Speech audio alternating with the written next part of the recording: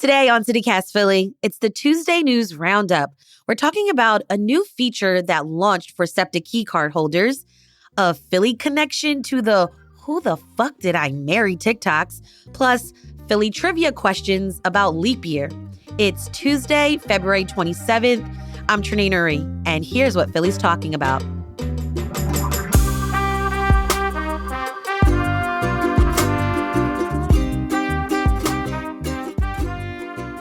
Joining me is CityCast Philly executive producer Laura Benchoff. Hey, Laura. Hey, Trinae. And our Hey Philly newsletter editor, Asha Prahar. Hey, Asha. Good morning. Good morning. Okay, to start off this news roundup, we've got to talk about this TikTok sensation, Who the Fuck Did I Marry?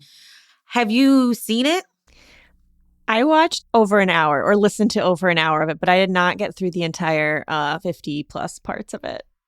I have to confess that I'm not on TikTok, so this is something that kind of was not really super on my radar, but I did watch the prologue and part of part one on Instagram.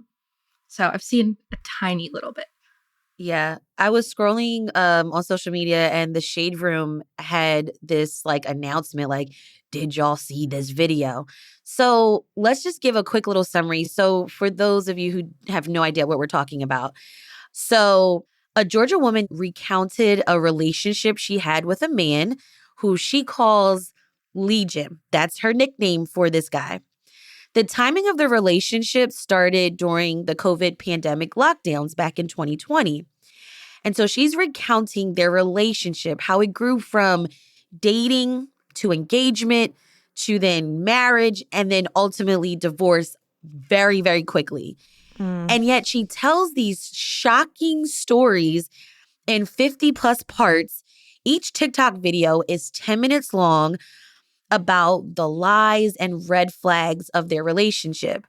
So it does take a while to digest the entire relationship, but there are some videos that she adds within the series to kind of help clarify any questions that we, the audience, had, or just kind of other little backstories, just so that we can kind of get an idea of the circumstances of their relationship.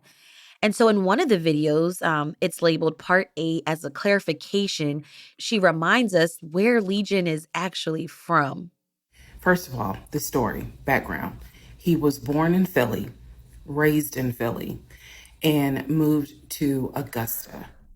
Oh, God. When I heard that line, I was like, of course, he had to be from Philly. My first thought was, is this even true? Because there's so many lies that she catches him in. That's sort of the theme of their relationship is he tells her where he works and it's not true. He tells her he's, has all this money to buy a house and it's not true. And I was just like, well, maybe he just made up his entire backstory. I don't know. It's crazy. It's so insane. Of course, there's a Philly connection. And of course, he's an Eagles fan. Yes. Yeah. I think I read in one of the roundups later when they're kind of house shopping. Apparently, he describes his desire for an Eagles-themed man cave. Oh, my God. Yeah. Classic. I did go down a little bit of a rabbit hole when I knew we were going to talk about this. And I wanted to just find out, do we know if he's actually from Philly? People have named him on the internet. I saw some videos, yeah. He has a response video on TikTok, or the person that people claim is Legion has a response video saying it's all lies. But, this person who's been named by The Root and Know Your Meme, he's been written about several times.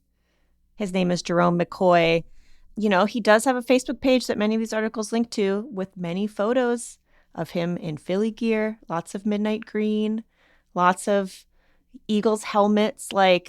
He's friends with people on that account who are still in Philly and born and raised in Philly. So it seems like maybe at least that part of his story is true, unfortunately for us. I just also want to say, a few weeks back, it was Valentine's Day and we talked about dating in Philly.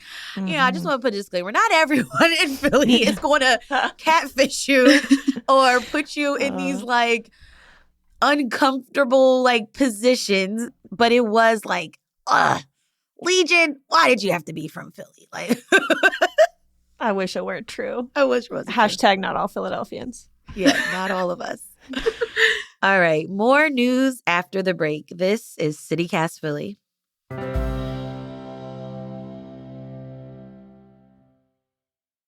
All right, back to more news. So this week, SEPTA launched a new feature for key card holders. So now you will be able to allow up to 5 people to ride on one SEPTA key card at the same time. So according to some reporting I read in the Inquirer from transportation reporter Tom Fitzgerald, the multi-rider option will be available on all of SEPTA's services: bus, trolley, the Broad Street line, the L, Norristown High Speed Line, and Regional Rail. How do y'all feel about this new feature? I think it's something that definitely seems like it could come in handy in certain situations. But I will say, it does seem like you have to jump through a few hoops to get things set up. So, first of all, just a little rundown is that your keycard has to be registered online, which honestly, you should really do that in general if you've got a key so that it's easier to reload and recover your funds if you physically lose the card. Mm-hmm. But I know some people just don't do that. It doesn't necessarily occur to do it. They just fill up at the kiosks. So you also have to go to your account and make sure that you have the auto load feature turned on, which basically means that SEPTA will always refill your key funds once you spend them down to a certain point. You can do that on the SEPTA app or the SEPTA Key website, but there is one part that you apparently can't do online right now. You'll have to call the SEPTA Key call center first if you want to use the multi-tap feature. That number is posted to the SEPTA blog. And they're eventually going to let you do this online and set up the multi-tap online. But for now, it's only really possible to set up by phone. What? That's a lot of steps also. I counted, I think, 3 things that have to be turned on for this to work right. Yeah, and it does kind of make sense to me that it would require some setup, since it could be a little annoying if it was automatically enabled for everyone and then people were accidentally tap. Yeah, tapping twice and getting charged double. I know lots of people wouldn't be very happy about that if one day their key just runs out of money and they're like, why? Yeah. I know when I use the bus sometimes, when I tap, it doesn't quite get it first. I don't hear the noise. And then I'll tap again. And I could totally see myself tapping 3 times and accidentally overcharging. But given how much setup is involved, it does seem like there just may be easier options for multiple people to ride, given how SEPTA has been expanding their payment options generally in the last year. So mobile tickets on certain modes started rolling out in December 2022, and tap to pay rolled out on some modes last fall. So, I can definitely picture some circumstances where this multi-tap feature could be helpful, maybe if there's a large group where not everyone has a tappable credit card, or on regional rail, since that's one mode where I believe tap to pay is not available yet. But I don't know if personally I'm as excited about this feature as I would have been if it had come out in 2022. Yeah, I have to agree with you there, Asha. I feel like it's good. It makes so much sense. It'd be great for school trips or work trips somewhere where there's one person holding the key to get everyone around. When I have guests come stay with me from out of town, we used to give them we'd have a stack of SEPTA keys because everybody would need one if we were planning to go somewhere on public transit. But especially, now you can just tap to pay. You can use your phone. You can use credit or debit cards. Most people, I would think, might do that instead of going through all these steps that you just spelled out, unless it's a very specific circumstance. But good job, SEPTA. You added another feature. Yeah, it's good to have the option. All right. Enough news, enough catfishing, relationship, red flag drama. Let's talk about some Philly trivia. This year, if y'all haven't noticed, we have an extra day in February, and that's February 29th, also known as leap year. I recently went to my local post office, and one of the postal workers, she was just so excited because she was going to be celebrating her birthday this year, and it so happened to be a leap year. And so she's actually over 60, but I asked her, I said, okay, well, what's your real birthday? And she said, I'm actually 14. So what? That's cute. That's so cool. Yeah. That's so cute. But yeah, so I've been thinking about this a lot. I don't know why Leap Day takes up so much space in my brain personally, but I'm like, February 29th, that's so weird. I love it though. So I've been thinking about this, and that inspired me to quiz you guys a little bit about leap year as it relates to Philly, of course. Nice. So we're going to go a little rapid fire. I don't know how fast we can really go with these, but we're going to try to go a little rapid fire because I have a couple questions for you that relate to Philly and leap year. Not specifically February 29th, but just like the idea of leap year and things that have happened in leap years. All right. So my first question for you is, of Philadelphia's last 50 mayors, how many of them were born in a leap year? For the purposes of this question, we're talking about everyone from our current mayor, Sherrill Parker, back to John Inskeep, who served all the way back in 1800. Oh, yeah. I know that for sure. I know all the mayors. Of course. I memorized them. Right. Can you make this multiple choice?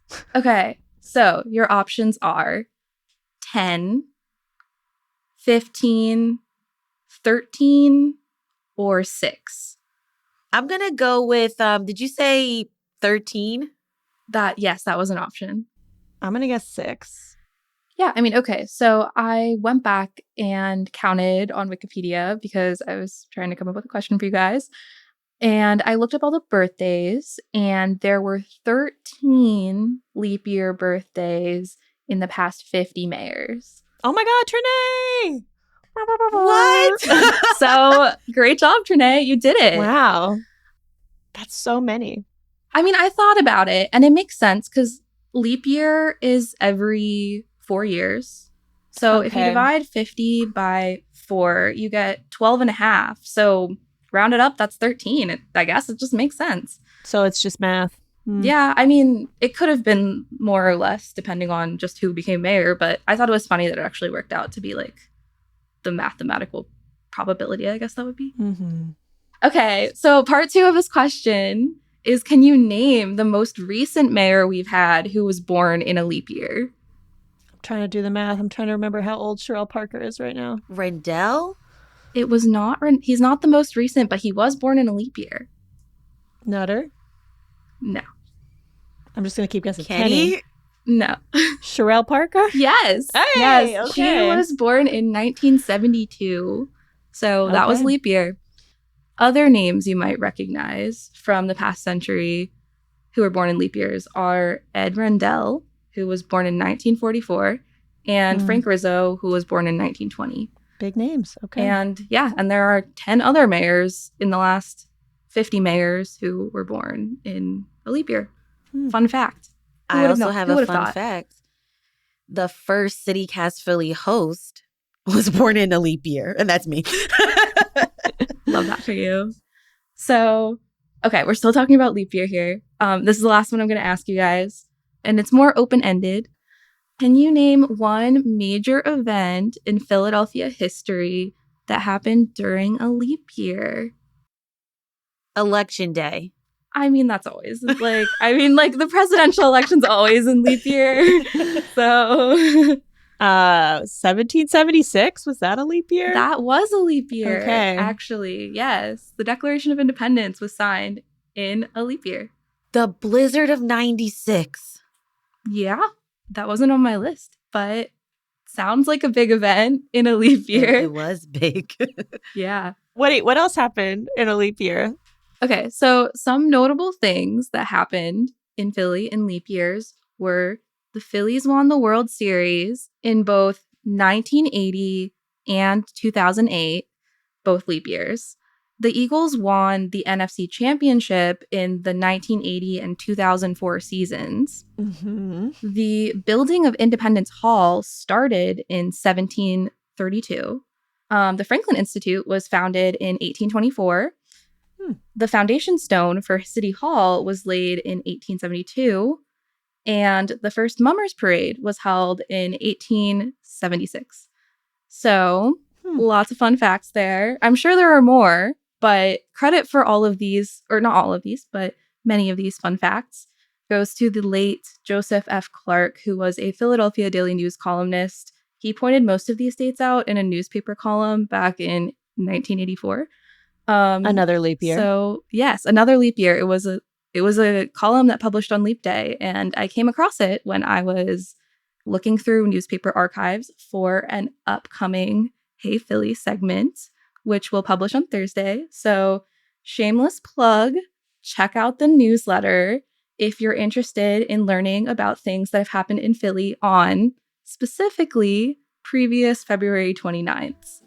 Awesome. All right. That's Asha Prahar, Hey Philly's newsletter editor, and Laura Benchoff, CityCast Philly executive producer. Thank you both so much for joining me for this news roundup.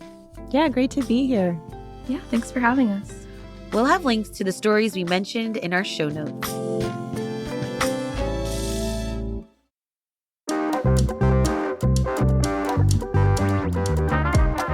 That's all for today here on CityCast Philly. If you enjoyed this episode, share with a friend, rate the show, leave us a review, and hit that subscribe button.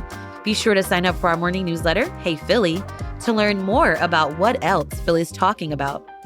We'll be back tomorrow morning with more news from around the city. Bye.